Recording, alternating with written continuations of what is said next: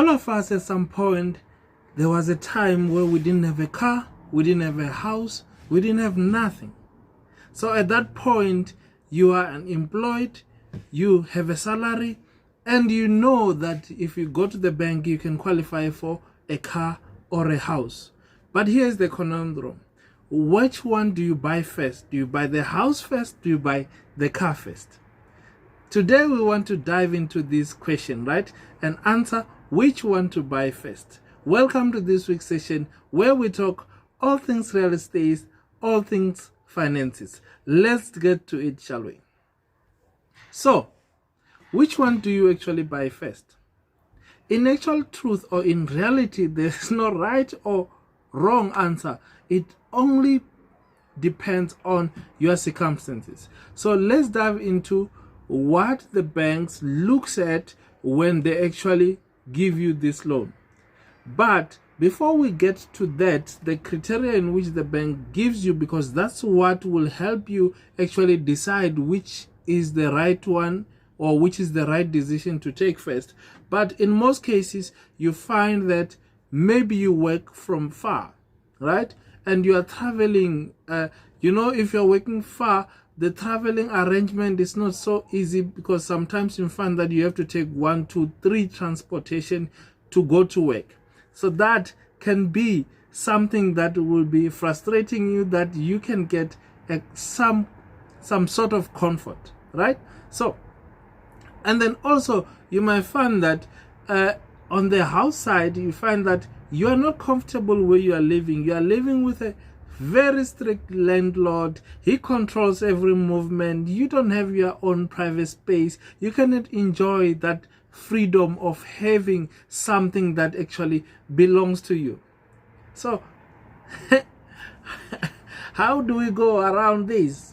Okay, so like I said, there is no right way or wrong way. It only depends on your requirements and your needs.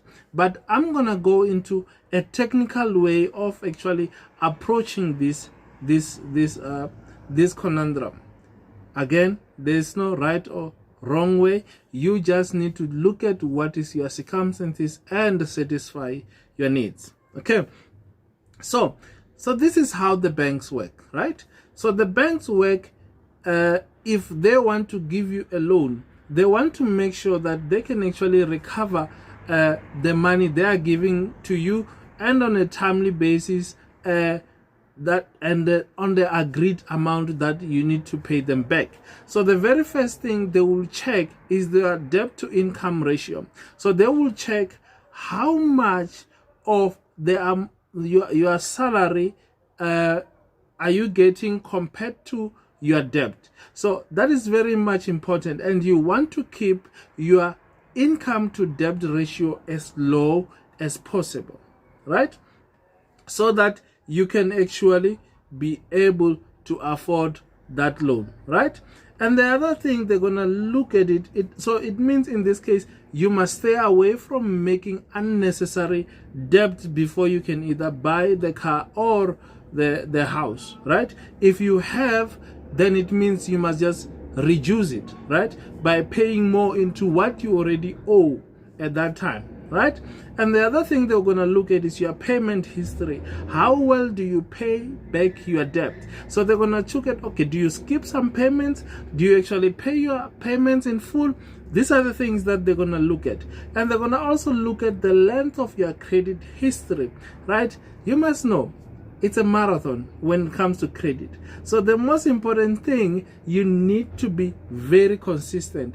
This actually makes sure that your credit record stays clean, right? So now let's look at this buying a house or a car. So let's look at if you are buying a house. If you are buying a house, what they'll look at is that they're going to check that you have the capacity to be able to pay that house in 20 years time. And then they're going to see that, okay, you have that capacity, because they are not actually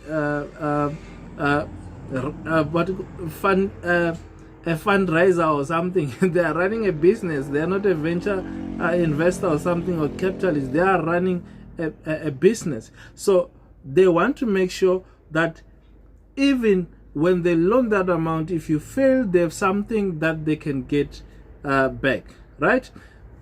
So when they actually look at you, if they want to give you that house, they actually scrutinize you more than when they are giving a car.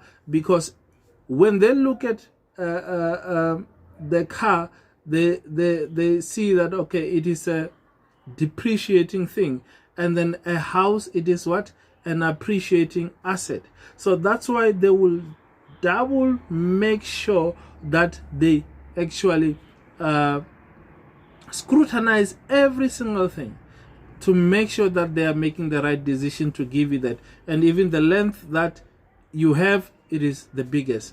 And in most cases, to have a house it is for most people the most expensive thing that they will ever own compared to a car. So if it is me, I will for sure start with a house, right?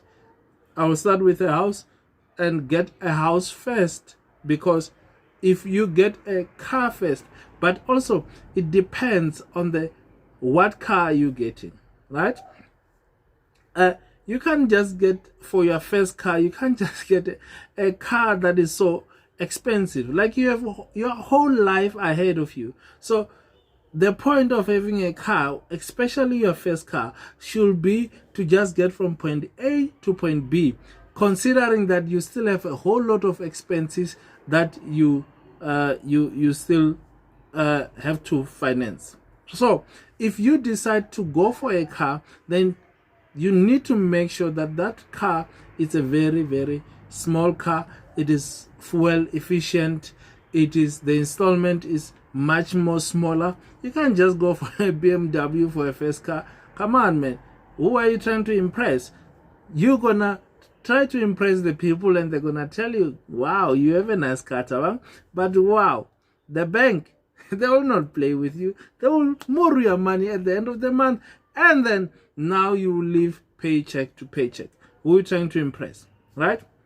So if you decide to start with a car first, be sure to start with a very small car, like a Figo, like something like a Grand i10, something small like a Datsun Go. Those are the first car to start with, right? You cannot just start with a Qashqai or X3, all those other 3 series. Who are you trying to impress, right?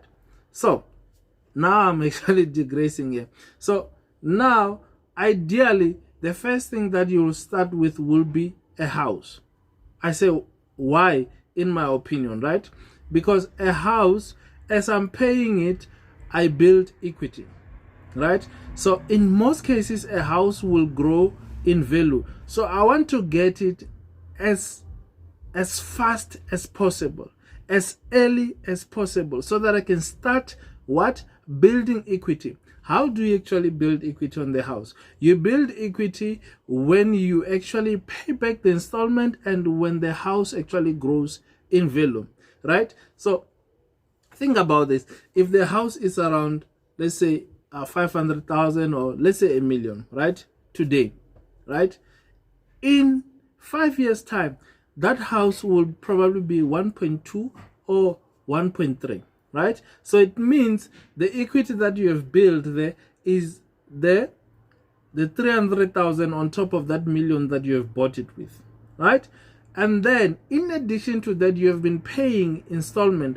It means that at that point, you're not owing $1 million at that point, because you've been paying this installment over time. Now you probably have paid up, let's say 300,000. Then it means that you have at that point 600,000, right? So if you have bought a house first, you actually give yourself a chance to generate much more in terms of wealth. But think about this. If you get a car That is very much expensive, that you cannot actually afford, because most of our people want to actually impress people, right? So you get let's say a 3 Series X3 for a first car. Imagine you are paying around, let's say, you are only just starting working, you are paid maybe around 20,000, 25,000, not even that much. So now you buy your 3 Series or whatever. Let's say you are paying installment around let's say 12K, and then what are you left with? You have all other expenses that you still need to pay: food, groceries. For most of us, we have black tax. You need to support your whole family and all that. Then what are you left with? Now you have even petrol for that car you cannot even really afford. So think about this, right? Ideally, the best way is to start with a house than to start with a car. But there is no right or wrong answer in this case. But if you make the wrong decision, you'll feel it in your pocket, right? Because you live paycheck to paycheck. And the thing is, if you make the wrong decision, it will take you so much time to recover. So think about it. If you bought the X3, now you are left with nothing. How long will it take you now to have that opportunity to buy the house? You'll buy the house when you're 40 years, 50 years old. Is that what you want to do? No. You should buy a house as early as possible, because a house is normally an asset. Whether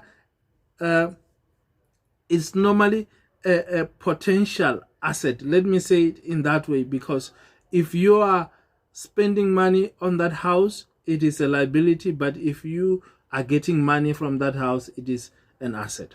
But it is a potential. It always has a potential. A car, we cannot say really the same about it. So it is very much important to understand these things. So if you want to buy a car first, then make sure it is very, very a small car. Another thing, the fact that you qualify doesn't mean that you afford, right? Because the bankers won't tell you this, right? They will say, oh, Tabang, you qualify for a 3 Series, even if it's your first car. Doesn't mean that you afford it.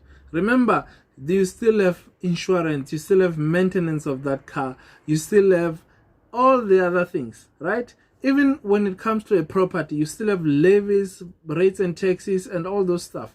So what you must actually normally do is, if the installment of a house is X amount, right? Just multiply that by 1.3 or 1.4. If you can still afford that comfortably, then go for it, my man. Go for it, my man. I hope you have learned something out of this session today. If you have learned something, please comment and let me know what you think about what to buy first. Let me know what you're thinking, and don't forget to like, subscribe, and share with your family and friends. I will see you in the next one, and we will be here still to empower you to make sure that you are not the passenger in your financial life. You are the driver of your financial situation. Cheers.